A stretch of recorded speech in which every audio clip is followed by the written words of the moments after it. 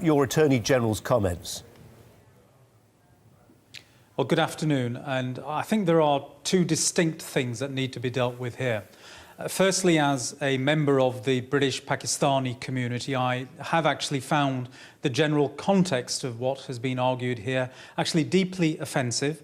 I'm very troubled by the very populist way in which this whole story has been put forward. I would point out to your viewers and indeed to the Attorney General that he needs to look at basic British history. Mr. Sajjad Khan died as a very British Pakistani proud individual, holder of the Victoria Cross, and in more recent times you have members of the British Pakistani community, people like boxer Amir Khan, who have represented UK so bravely and amicably going back in history. And when one targets and tarnishes a whole community in this way, I am afraid that is just purely populist in nature. The second aspect of what has been said here, and I know there's... No, carry on. Sorry, Sajjad, carry on. Yeah, I know that there is quite a lot of spin now taking place to try and put this story much more focused on voter electoral fraud. Let me make it absolutely abundantly clear that certainly I, as an individual, and many other members of my community have been battling against electoral fraud going back well over 10 years now. And indeed, in the constituencies that have been pointed to, it's quite clear that the British Pakistani community has been a victim of that electoral fraud at the hands of certain activists in certain political parties, which is quite a separate thing. So I would much rather than have a very generalist argument targeting a whole community, that we actually put forward arguments based upon fact, and the arguments that have been presented by Dominic Grieve are not borne out by the facts.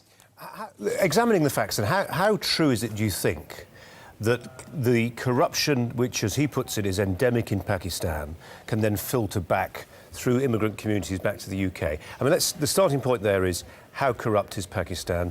I'm sure you have family members who've experienced corruption in Pakistan. I've worked very extensively in Pakistan down the years. This is a country where, not so long ago, the Prime Minister was known as Mr. 10%.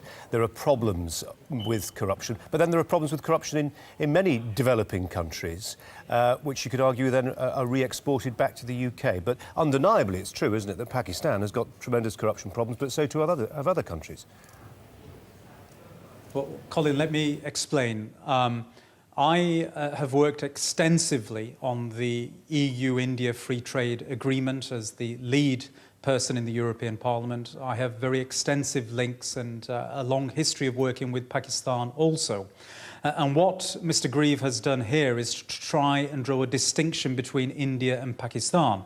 I'm puzzled by this. I'm afraid the days of divide and rule are long gone.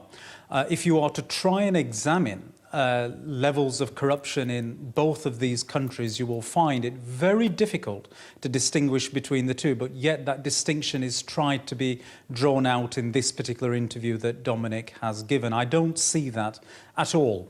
The second point I would make to you is this, that the vast majority of British Pakistani people now are people who were born and brought up in the United Kingdom. They do not have the sort of exposure that Mr. Grieve is arguing that they have in terms of what may or may not be developing in either Pakistan or in India. And that leads me then simply to be quite puzzled by the argument that he is presenting.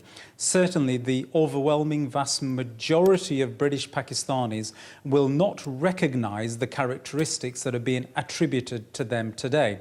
There are hundreds of thousands of people from a variety of backgrounds, but dealing with British Pakistani background, they are people who are active contributing members of British society today.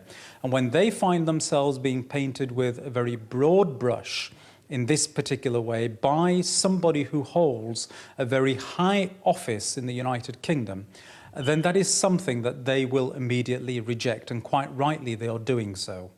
That's the Conservative MEP for the North West, Sajjad Karim. Sajjad, thanks very much indeed.